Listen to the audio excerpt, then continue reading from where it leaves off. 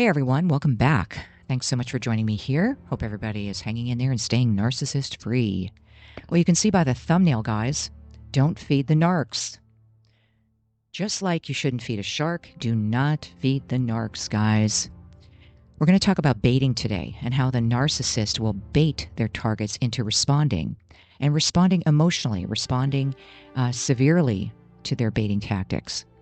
Usually, the narcissist collects a lot of information about their targets so they can use it against them. And when a target goes no contact, when they've said they've had enough abuse, when they're trying to re-piece their life together again and get back on their feet after such horrific abuse and trauma, the narcissist makes sure that they will send horrific text messages using an unblocked number. Sometimes they send emails, or they bait by proxy, meaning by a third party or a flying monkey. In many cases, they say shocking, shocking things. They will use accusations, they will use guilt trips, and or they can even use romantic, sentimental things and memories to bait the target back. A lot of times, as I said, though, they try to shock the target into responding. So don't feed the narcs, guys. Do not respond emotionally to any baiting tactic that you get from the narcissist once you've gone no contact. It's designed to hurt you, and they will go to great lengths that don't have any boundaries or filters to upset you. So you pick up the phone and you tell them off, or so you defend yourself if they're accusing you of heinous things that they've done. Don't take the bait, guys. Don't feed the narcs. I can't tell you enough. So many times, targets have responded to these baiting attempts, and they're so sorry they did. An example I can think of is years ago, a single mom who had small kids was working a third job at night, legitimately, after losing everything to a severe malignant narcissist, probably a sociopath or psychopath as well. The person was a bully, big bully who terrorized this woman. And she had nothing left. So she's working her third job that was really beneath her qualifications to replace everything that she had lost from this very successful narcissist. He never compensated for anything. He never replaced the damage he did to her. So if the damage wasn't enough, and the fact that she was working 3 jobs, had to start all over again with children, if that wasn't enough, he was baiting her. While she was trying to keep her job, he was sending horrific text messages to antagonize and harass her from an unblocked number. The narcissist will do anything to shock the target into responding. So just be prepared for that if you haven't experienced the horrors of it already. Now, a lot of you probably have examples of really horrific, evil baiting tactics from your narcissist. Now, this particular woman ignored these text messages and voicemails as much as she could. He was accusing her of being with a guy or with 10 guys, of cheating in the past, and they got very graphic. And she was called every foul word that you could possibly call a woman in these messages and in these text messages. And she finally broke down and texted back, which she shouldn't have done.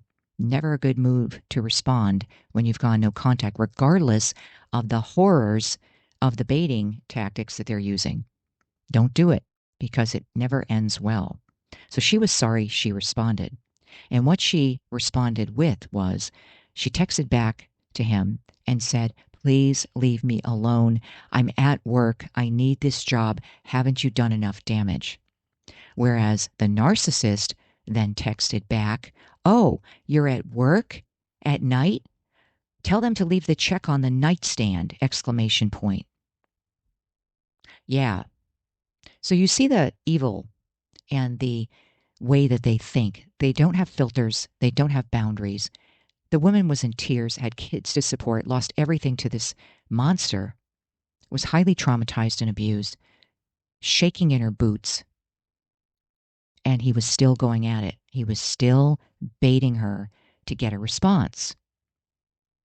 Now, that's what they're hoping for, guys. They're hoping that the target loses it, starts defending themselves. "No, I'm not cheating. I'm not with another guy." Well, to defend their reputation. Another text message that that particular narcissist left that night was one that said, "Your dead parents would never be proud of you." Yeah, isn't that a nice one? The woman had just buried both of her parents within an 8-month period and was very close to her parents. The person's parents was very proud of this woman. And the narcissist responded with a baiting message, shocking her like that one. You would want to get on the phone and call him up and give him a piece of your mind. But see, that's what the narcissist is hoping for, guys. That's why they do it. They shock you into an emotional response. In a lot of cases, the narcissist is recording your response, I hate to say. So always remember that. Don't put anything past them, guys. Many times they do this intentionally. They'll bait you with shocking statements, shocking accusations, shocking insults, shocking guilt statements, whatever it is. So you respond. So you respond emotionally. And when you do, many times they record it. So they can play it for people to say, see how crazy this person is? I told you they were nuts. That's what they do. But they don't divulge everything they did to that target to get that response, right? Very sick behavior, very evil behavior. And that's why we know they are not normal. They don't act like normal human beings. They're influenced by the adversary. They have demons. They need deliverance. But a lot of them have reprobate minds, guys.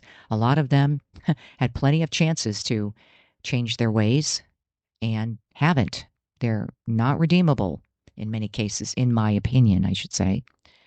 God is the ultimate judge, but the way it looks, the way there's no remorse, the way there's repeat behavior and torment of God's people, I don't see possibly how redemption is possible. But, God many times can knock somebody over the head and cause them to seek forgiveness. That's up to God. But we don't have to be at the other end of these demonic hybrids on earth. We don't have to take the abuse. So again, guys, don't feed the narcs. Don't take the bait. Another tactic, as I said, that they'll use is guilt. They'll say, well, how many times has this happened to you with maybe narcissistic family members, narcissistic friends, guys, or narcissistic partners? They will say, I thought you were this type of person, but I guess I was wrong. Or they'll say, I guess I'm just a bad person. I did all these things for you or whatever, and I guess I'm just bad and you don't want to talk to me.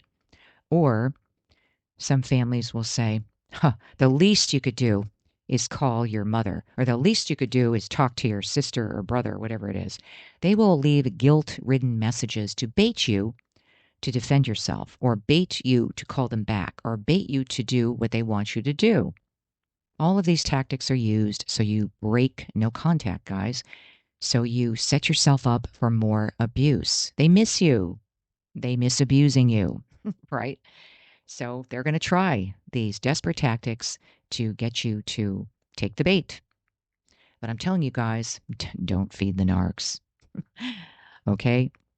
So anyway, guys, let me know what you think in the comments. Let me know if this happened to you. From family members, partners, friends are known to do this. There's been so many cases of this where targets break no contact because they just can't take it anymore. They block their numbers. They get they call from an unblocked number or somebody else's phone, or some way to get through to the target who's trying to have peace in their life and recover. And they will use all of these tactics, the guilt, sometimes, as I said, the romantic memories they'll use. I was thinking of you, and, all that stuff to have you call them back. That's a bait tactic. But most of the time, they use the shockers.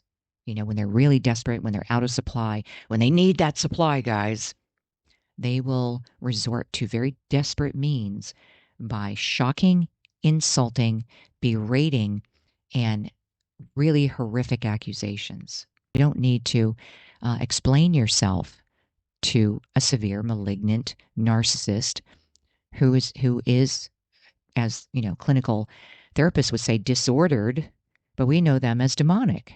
You don't have to do that. Okay? Don't feel you do. You're not dealing with flesh and blood, guys. You're dealing with principalities. You're dealing with spiritual warfare attacking you. Okay? The devil comes to steal, kill, and destroy, especially God's people. So again, don't feed the narcs, guys. And please follow on Facebook, Rumble, X, and Quora, guys. Let me know what you think in the comments. Let me know if you need prayer.